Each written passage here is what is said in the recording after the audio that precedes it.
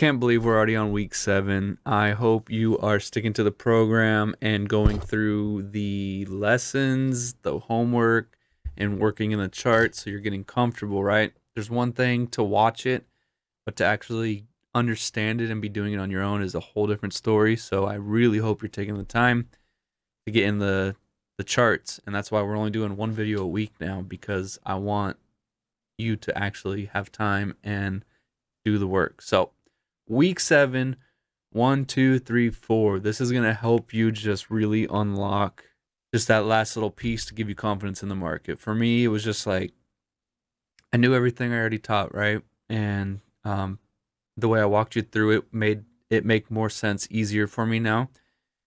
And then once I just counted to 4, it's like, okay, yeah, that's my last my last confirmation, right? So the motion of the markets.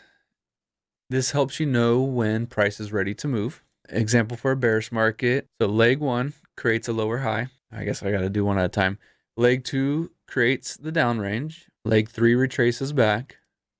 Leg 4 is where we take our trade down to the bottom of leg 2 and even beyond. So let me go back into the chart now. Okay, so this is what I'm talking about. Where's my paintbrush? Okay, so we're in an uptrend. Leg 1 makes a lower high. We did not pass this, right? There's leg 2. 3 is that retracement, order block, fair value gap, whatever it shows on the lower time frame, right? We are targeting this low. There's our 4th. This is our trade. This leg is our trade to this low or higher time frame PD ray like you saw here. And guess what? We got in our trade. We hit our marks. We got out. Price reversed on us. So let's count it again the other way now. So for the bullish trend, we have that high, 1, 2, got that pullback, 3, and then now we're trading to that top, right? So let's combine something in it now. So 1, 2, 3 is that retracement, right? Look at that. We put the fib on here. Guess what? It went below 50%. So we would be looking either for a trade here, may have taken a loss or a short win, and tried for re-entries here, short loss, partials, break even, or stopped out if you weren't aggressive. And here would ultimately be that winning trade. And from here, we run it up to these highs. So that's 1, 2, 3, 4. And you could see I'm starting to put everything together now. 1, 2, 3, 4 is just to know where you're at. You're trading on the 4th leg. That's kind of like your higher probability section. Now you could trade these zones, right? Doesn't matter. On a lower time frame, you'll have different 1, 2, 3, 4s, 50%, all that stuff, right? So if we did just on this daily time frame, look at that, 50%. We had a fair value gap. Okay, put it below this low right here, and targets up to here, 1.8, right? Or if you were a little more aggressive, you would be marking out these fair value gaps under 50%. So let's pick this one. Or you could pick this one, or you could pick the order blocks, right? Now it's not the cleanest because it went back and forth. So I would have stuck with one of these fair value gaps and wanting this low to be respected, which it did. So now we had this fair value gap. And once it tapped into here, I would zoom in on a lower time frame, 1 hour 15, and look kind of for what we saw here with the fair value gap with that shift in this area. So let's go down to the 4 hour, see if that's enough just to see it for us. So look, left fair value gap right here.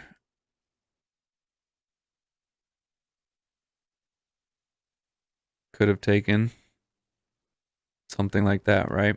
That's the aggressive entry. So if you want to make it a little less aggressive, you could go on a lower time frame and look for those clues to give you the correct for what your bias is on the higher time frame, right? So you can look in here, went up, broke above this high, left some fair value gaps.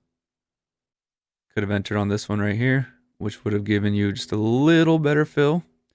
Stop loss would still be down here and potentially the same targets up here. Or if you go on a lower time frame, I think 15 minutes will let me go back there. If not, we'll just go to 30 minutes.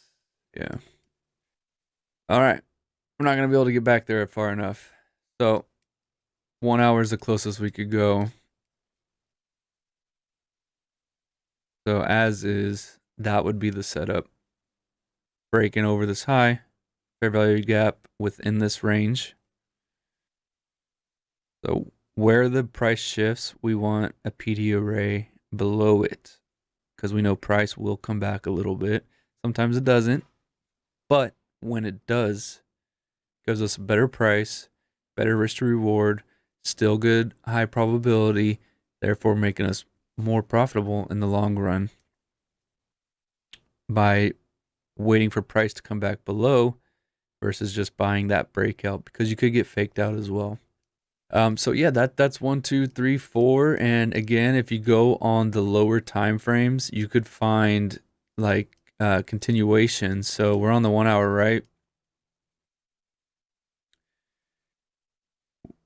Down, where are we at? So let me zoom out real quick. We'll go in this area. So we made a higher high, right? Now this is kind of a bad example because it did just take off, but these are little down peaks, right? There's no 1, 2, 3, 4 here. This would be 1, 2 would be way up here, 3, and then you would trade to here with the stop loss there. But price just grinded up, so not a good example.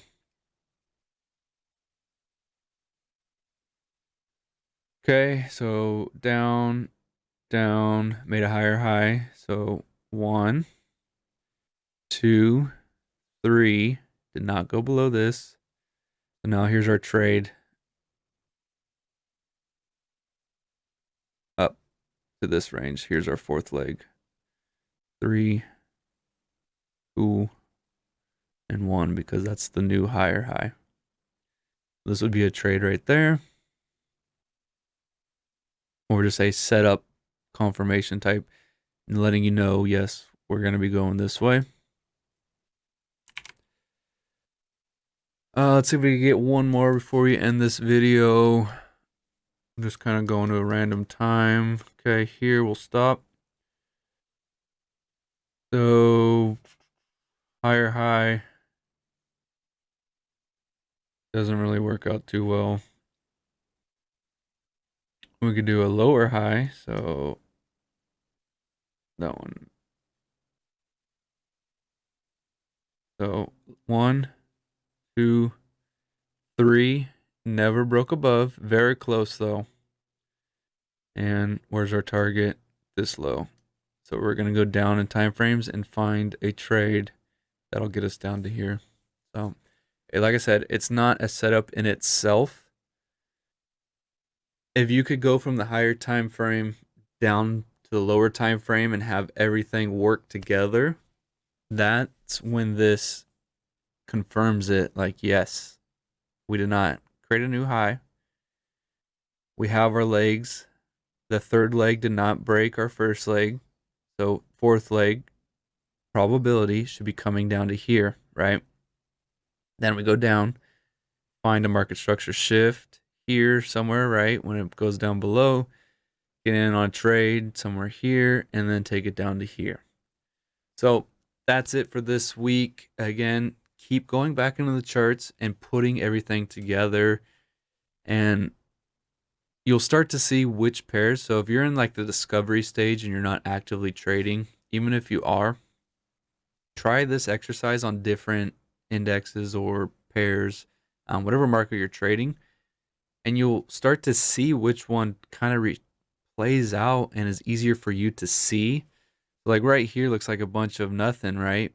But really there is form, but it's just a little choppy. So maybe there's a different pair that doesn't chop as much when it's doing these flows of the market, and that might be better for you to understand how to trade, and that one will be something you trade in the long run. So when you're practicing and back testing, don't be afraid to try other ones. But when you're live in the markets actively trading, you need to just pick one and focus on that the best you can, because there will be opportunity in that if you know where you're at in the market. So I hope you guys enjoyed this week. Click that thumbs up, hit subscribe if you haven't already, and we'll see you in the next week's video. Peace.